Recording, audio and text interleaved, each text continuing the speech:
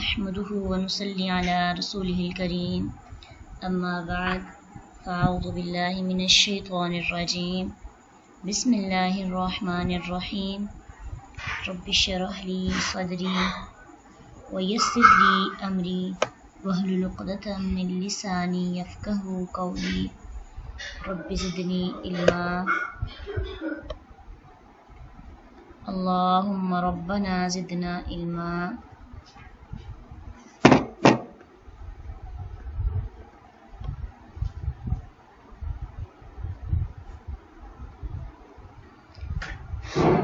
Sixty سے آیت number 60. انما بے شک الصدقات صدقات تو للفقراء فقراء کے لیے ہیں، والمساکین اور مسکینوں کے لیے، والعاملین اور جو کام کرنے والے ہیں، علیہا ان پر، کن پر؟ صدقات پر، والمؤلفتی اور الفت دلائے گئے، قلوبہم دل جن کے، وفی الرقابی اور گردنوں کے آزاد کرنے میں، والغارمین اور قرض داروں کے لیے، وفی سبیل اللہ اور اللہ کے راستے میں، وابن السبیل اور مسافر راہگیر کے لیے، فریضۃً فریضہ ہے، من اللہ اللہ کی طرف سے، واللہ علیم حکیم اور اللہ خوب علم والا خوب حکمت والا ہے.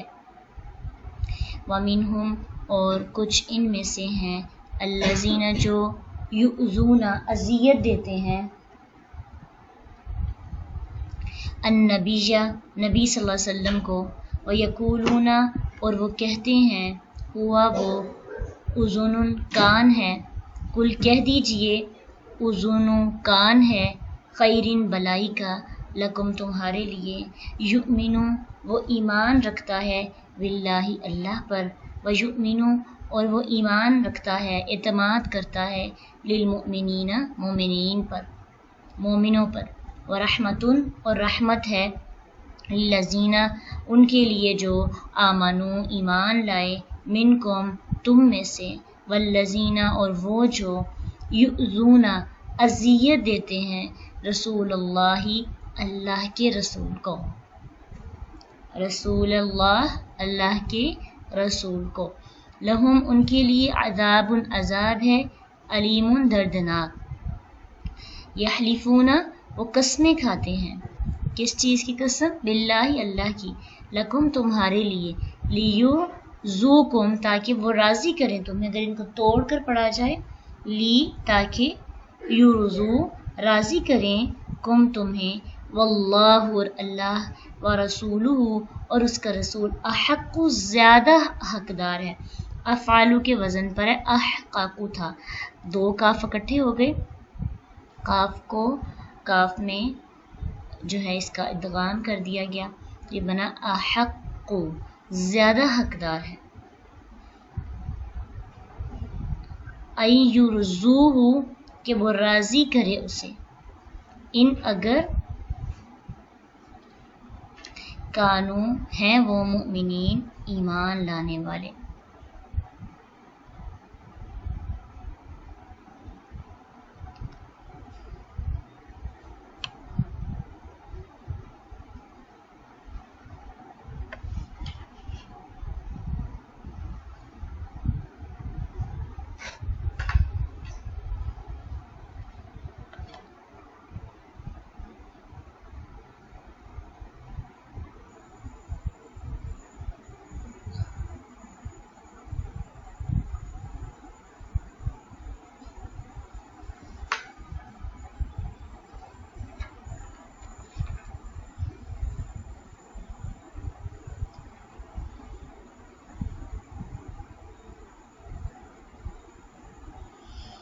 تفسیر دیکھیے اس کی، تھوڑی سی تفسیر جو ہے غور کرنے والی ہے.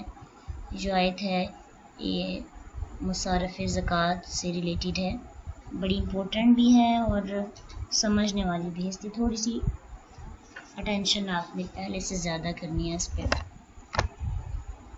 انما الصدقات للفقراء والمساکین، اس سے پچھلی آیت کے اندر ہم نے پڑھا تھا کہ لوگوں کو اعتراض تھا اللہ کے نبی صلی اللہ علیہ وسلم پر، عیب جوئی کرتے تھے اور الزام بھی لگایا کہ آپ جو ہیں صدقات کی تقسیم انصاف کے ساتھ نہیں کرتے.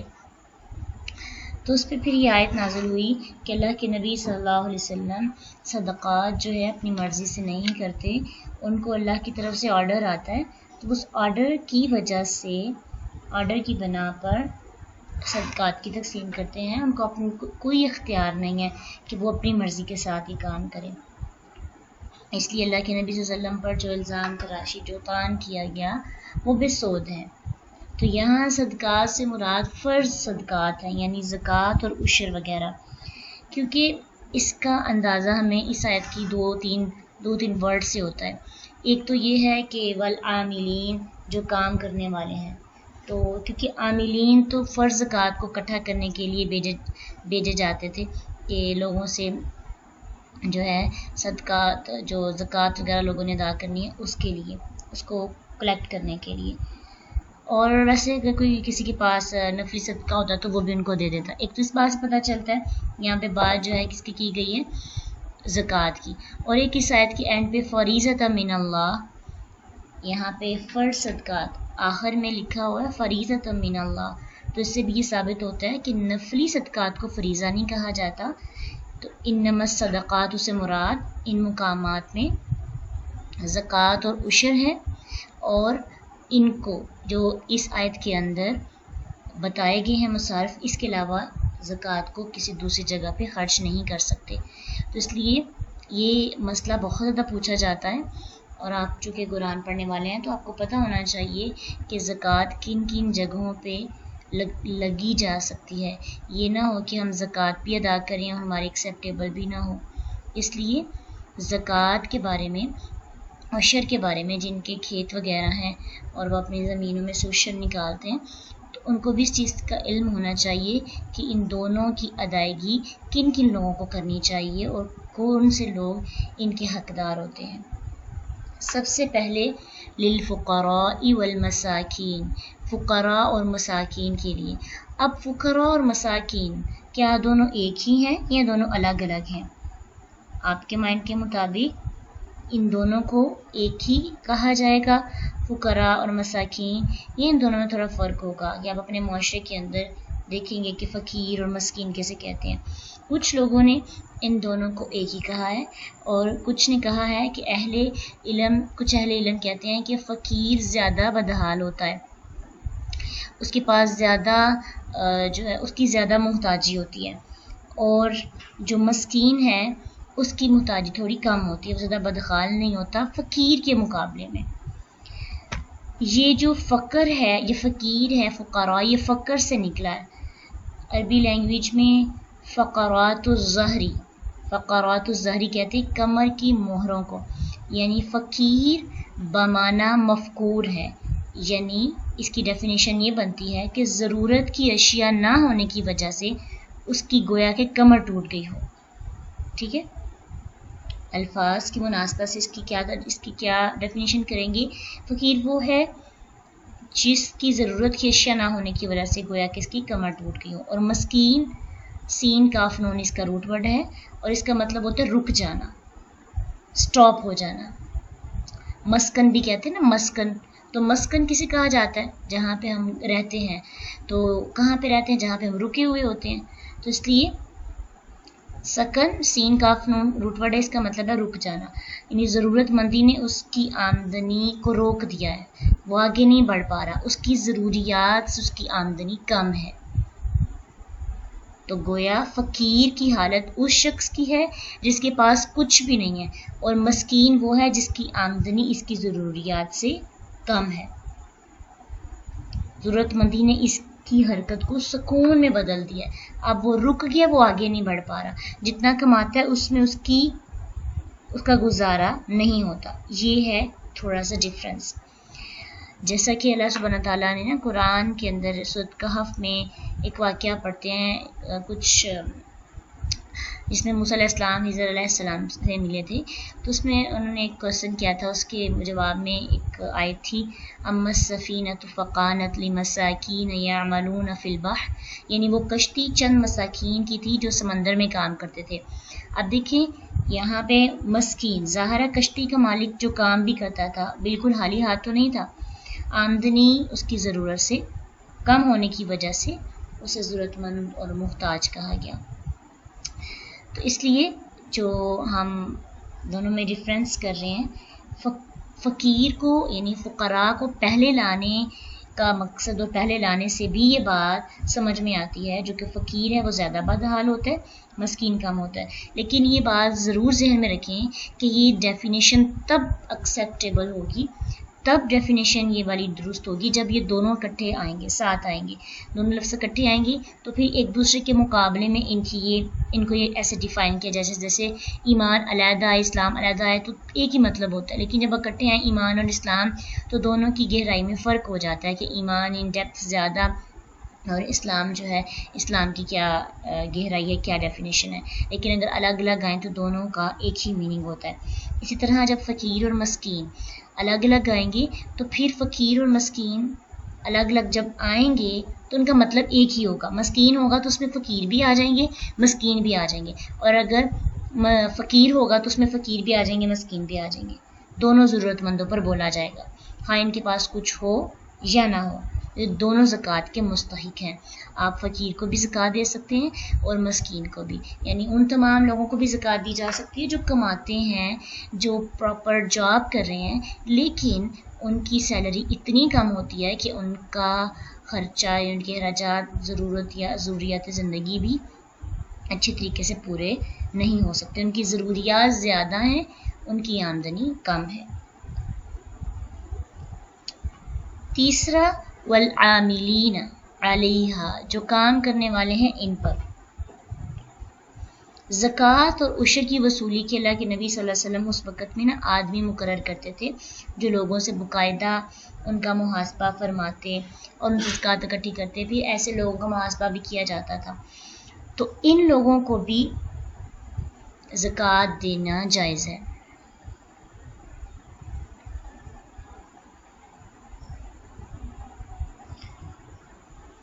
دیکھیں ضروریاتی زندگی کا فرق آپ نے پتہ کیسے کرنا ہے؟ آسائشات کو علیحدہ کر کے. ضروریاتی زندگی بیسک نیسیسٹیز کیا ہوتی ہیں؟ آپ کی رہائش، آپ کا کپڑا اور آپ کا کھانا پینا، یہ بیسک ضروریات زندگی ہیں. اگر یہ تینوں چیزیں پوری نہیں ہوتی، ہاں بچوں کی فیسز بھی، تعلیم کے اخراجات بھی کسی حد تک اس میں آ سکتے ہیں، لیکن اگر ہم باقی چیزوں کو دیکھنا شروع کر دیں کہ اچھا خاصا کمانے کے بعد جو ہے باقی ضروریات کو دیکھیں جو آسائشات میں آتی ہیں، جیسے اپنی آسائش کو بڑھانے کے لیے کچھ کرنا، ٹھیک ہے، آپ کی زندگی کو گزارنے کے لیے. جیسے آپ دیکھیں کسی کے گھر میں پنکھا نہیں نہ لگا، اب یہ تو اس کی ضرورت ہے نا اپنی رہائش کو بہتر کرنے کے لیے، یعنی اپنی زندگی کے لیے ان کا حق ہے کہ وہ ہوا ٹھنڈی لیں. تو اس صورت میں آپ یہ چھوٹی چھوٹی چیزیں جو آپ کو لگتا ہے کہ عام انسان کو اس کی ضرورت ہوتی ہے، صحیح ضرورت ہے، تو پھر آپ ان کو زکوٰۃ سے ان کی ہیلپ کر سکتے ہیں. یہ انسان کو پتہ چل جاتا ہے. لیکن جہاں پہ آ جاتی ہے بات ایکسٹرا یعنی چیزیں جس آسائشوں میں آ جاتی ہیں تو اس چیز کا تھوڑا دھیان رکھنا چاہیے. باقی اگر کوئی اتنا کما رہا ہے کہ وہ اپنے بچوں کو کھلا رہا ہے، پلا رہا ہے، اس کی رہائش اچھی ہے اور اس کا رہن سہن، اس کی ڈریسنگ اچھی ہے، اس کا کھانا پینا اچھا ہے، تو پھر کوشش کرنی چاہیے کہ ایسے لوگوں کو اپنی زکوٰۃ دی جائے جو واقعی اس کے حقدار ہیں. جی ایکسٹرا کمفرٹ کی بات ہے. تو تیسرا ہے عاملین، یعنی جو لوگ زکوٰۃ اکٹھی کرتے ہیں، جو زکوٰۃ کا کام کرتے ہیں، ان کو بھی زکوٰۃ دینی کی اجازت ہے. اب یہاں پہ ہمارے ہاں جو ہے عام لائف کے اندر تو نہیں، ہمارے گھروں کے اندر کوئی آ کے زکوٰۃ اکٹھی نہیں کرتا، لیکن ایسے ہوتا ہے کہ اللہ کے نبی صلی اللہ علیہ وسلم جب زکوٰۃ کے لیے کسی کو مقرر کرتے تھے تو ان کو دیتے اس رقم میں سے کچھ حصہ.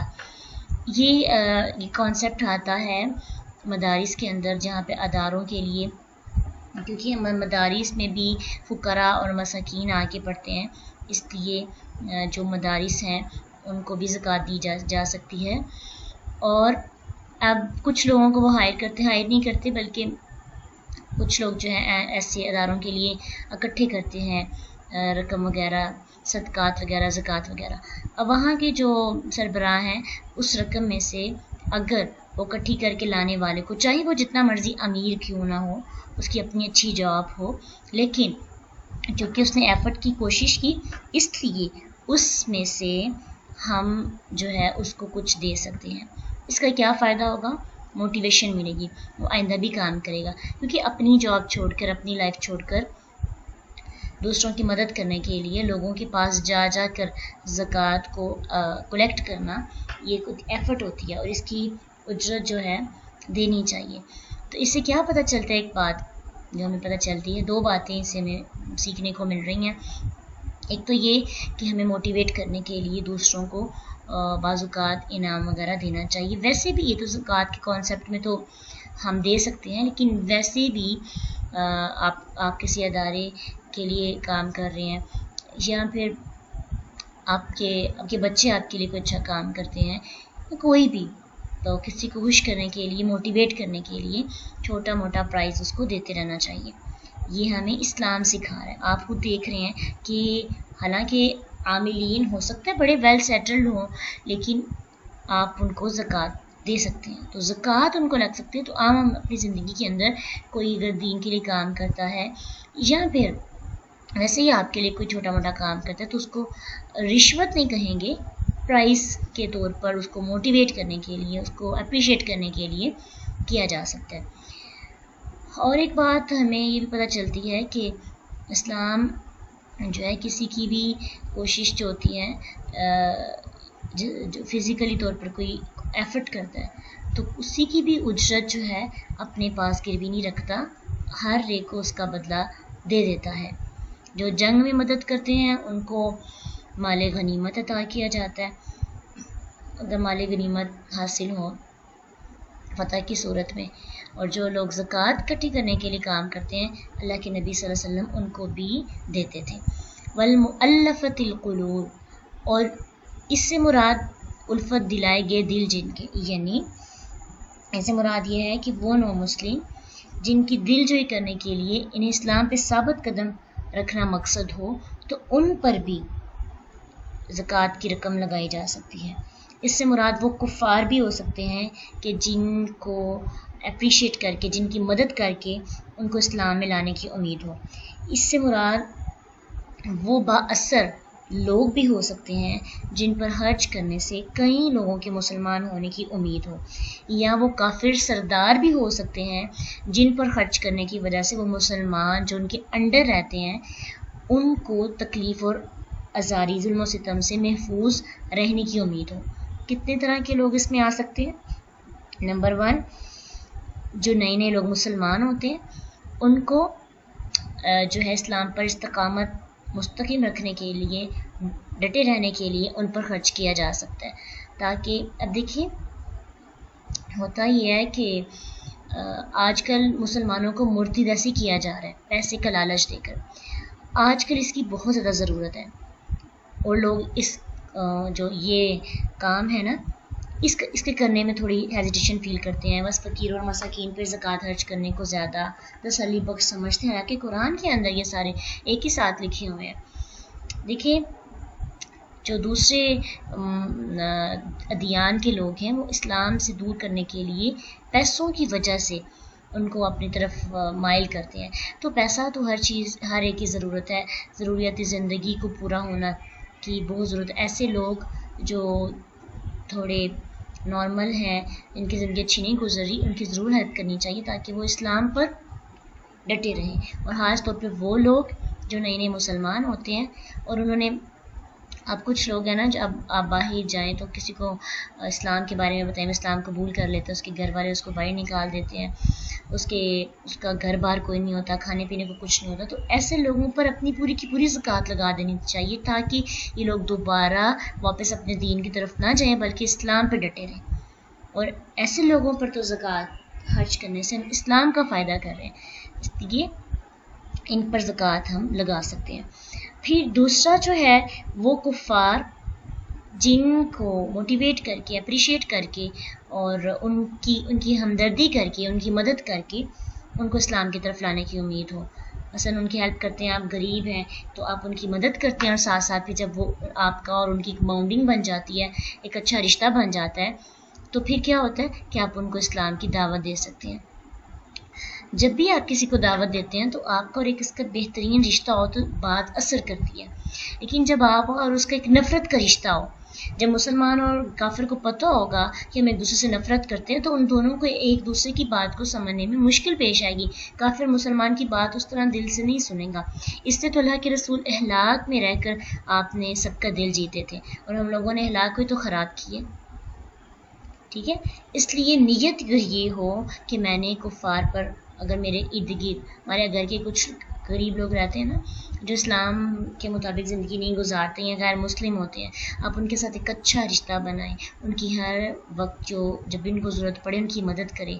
ٹھیک ہے, اور لیکن اس میں زکوٰۃ کے معاملے میں, ویسے صدقہ نفلی صدقہ ان پر عام بھی لگ سکتا ہے, لیکن زکوٰۃ کے معاملے میں نیت یہ ہونی چاہیے کہ ان پہ خرچ کرنے کے بعد امید ہے کہ یہ اسلام کی طرف راغب ہو جائیں گے. ٹھیک ہے, ویسے صدقہ خرچ کرنے میں اور زکوٰۃ ہے نا وہ غیر مسلم کو دینے کی بجائے مسلمان کو دینا یہ زیادہ ضروری ہے اور اہم ہے کہ صدقات جو فرضی صدقات ہیں وہ مسلمانوں پہ خرچ کیے جائیں. لیکن ان معاملات میں ان کا مقصد بھی, یعنی مؤلفۃ القلوب کا بھی یہی مقصد ہوتا ہے کہ لوگوں کو اسلام کی طرف لایا جائے. تو یہ امید ہو کہ خرچ کرنے کی وجہ سے اسلام کی طرف آئیں گی, تو ایسے لوگوں پہ خرچ کی جا سکتی ہے زکوٰۃ. پھر وہ لوگ جن پہ خرچ کرنے سے لگتا ہے کہ ان کی وجہ سے کئی لوگ دوسرے مسلمان ہوں گے.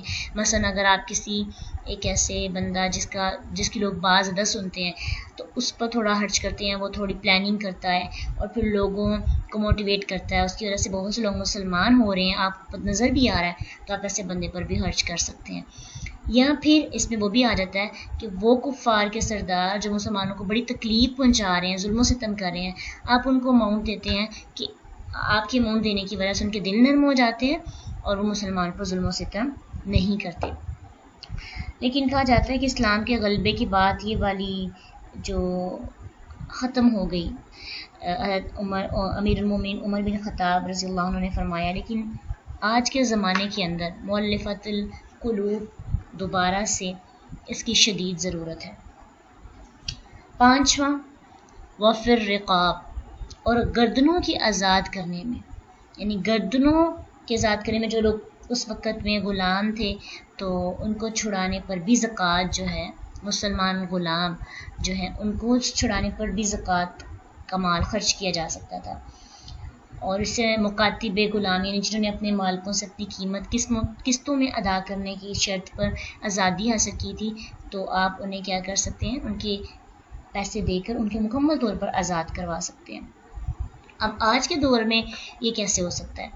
آج کے دور میں اگر ہم کسی باہر کے ملک میں ہیں جہاں پہ اسلامی نظام نہیں ہے, یا ہمارے ملک کے اندر کچھ قانون ایسے ہیں جس میں اسلامی نظام نہیں ہے, جو پنشمنٹ ہوتی ہے وہ اسلامک نہیں ہے, تو کسی بھی انسان کو نہ حق, یعنی اس کا جرم چھوٹا ہے, اس کی سزا زیادہ بتا دی گئی ہے, اور اس کی شرعی سزا قید نہیں ہے تو اس کو قید کر دیا گیا ہے, یا کفر کی عدالتوں کا جو عائد کردہ جرمانہ ہے, کسی غیر مسلم کی عدالت کے اندر اس کو اتنا جرمانہ ادا کرنا پڑتا ہے کہ وہ ادا ہی نہیں کر سکتا, یا مقدمے کے اخراجات ادا نہیں کر سکتا, تو جیلوں میں اس کی وجہ سے اس کو سال ہر سال سڑنا پڑتا ہے. اس کے پاس اتنی طاقت نہیں ہے کہ وہ اپنے مقدمے کے لیے لڑ سکے, پیسہ لگا سکے, بشرط یہ کہ اس کی جو سزا ہے اسلام کے مطابق نہ ہو, اس کا جرم چھوٹا ہو, اس کا جرم جو ہے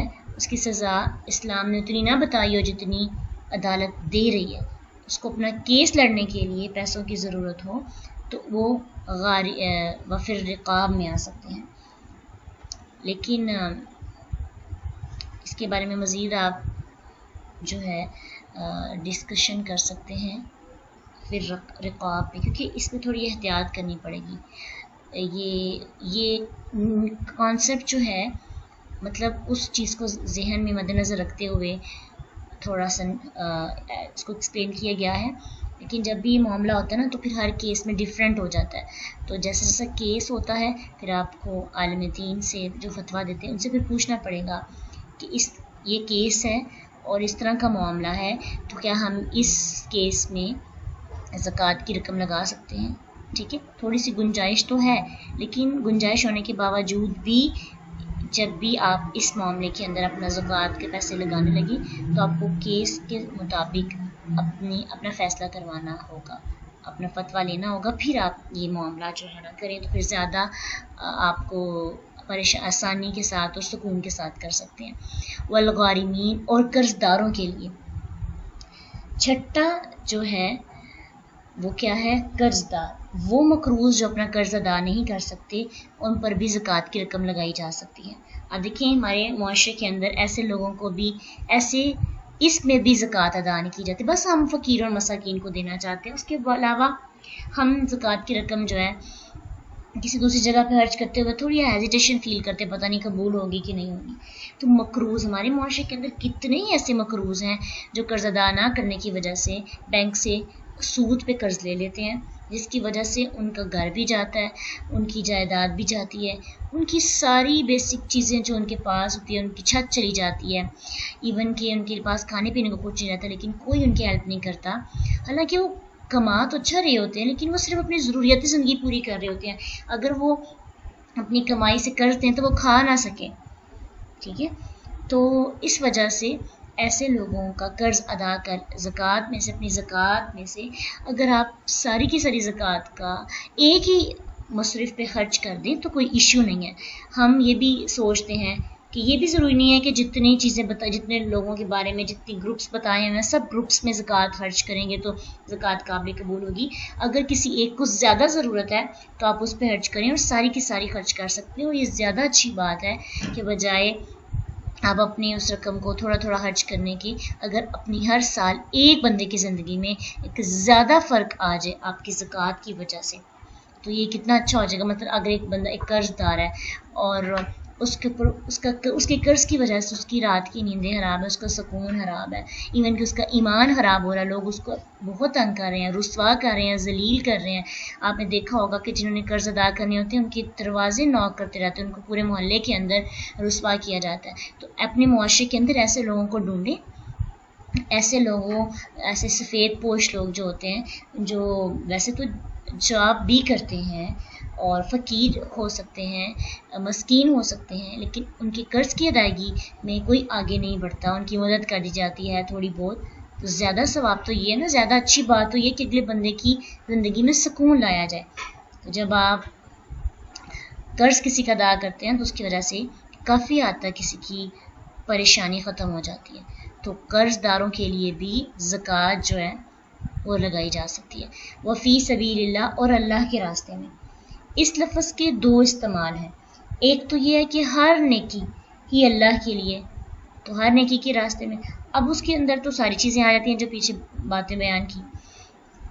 دوسرا مطلب اس کا یہ ہے کہ ان سب سے الگ, یعنی وفی سبیل اللہ اور اللہ کے راستے میں لڑنے والوں پر ان کے لیے جو ویپنز استعمال کیے جاتے ہیں, ان کے کھانے پینے کا جو ان ڈیز کے اندر جب وہ جہاد کر رہے ہوتے ہیں, تو کیونکہ اس کی وجہ سے بھی اسلام کی طاقت بڑھتی ہے.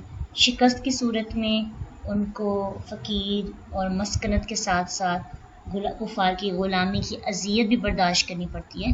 اس لیے زکوٰۃ کے لیے جو ساتویں چیز بتائی ہے وہ یہ ہے کہ وہ اللہ کے راستے میں لڑنے والوں پر بھی زکوٰۃ کا مال خرچ کیا جا سکتا ہے. وابن السبیل, اور مسافر راہ گیر کے لیے. مسافر چاہے غریب ہو یا امیر ہو, اچھا خاصا ہو, اس کے پاس بہت پیسے ہوں, لیکن راستے میں مسافر ہے, اس کے پاس پیسے ختم ہو گئے, اس کو ضرورت پڑ گئی ہے, اپنے زکوٰۃ کے پیسوں سے اس پر خرچ کیا جا سکتا ہے. اس دور میں تو بڑی ضرورت ہوگی, آج کے دور میں آن لائن سسٹم ہے, سب چیزیں جو صحیح ہو جاتی ہیں, لیکن پھر بھی کسی ایسے علاقے میں جہاں پہ یہ ساری فیسلٹیز نہ ہوں اور کسی کو ضرورت پڑ جائے تو آپ نفلی صدقہ نہ کر سکیں تو ایسے بندے پر زکوٰۃ کا مال خرچ کیا جا سکتا ہے۔ آپ کو سارے کانسیپٹ سمجھ میں آ گئے؟ یہ جو 8 کی 8 باتیں، 8 کے 8 گروپس بنے ہیں جن کو زکوٰۃ دی جا سکتی ہے، کلیئر ہیں؟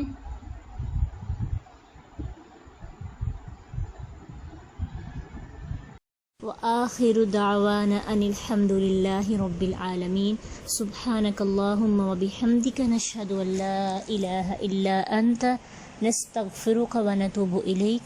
السلام علیکم ورحمۃ اللہ وبرکاتہ۔ فإن مع العسر يسرا إن مع العسر يسرا فإذا فرغت فانصب وإلى ربك فارغب۔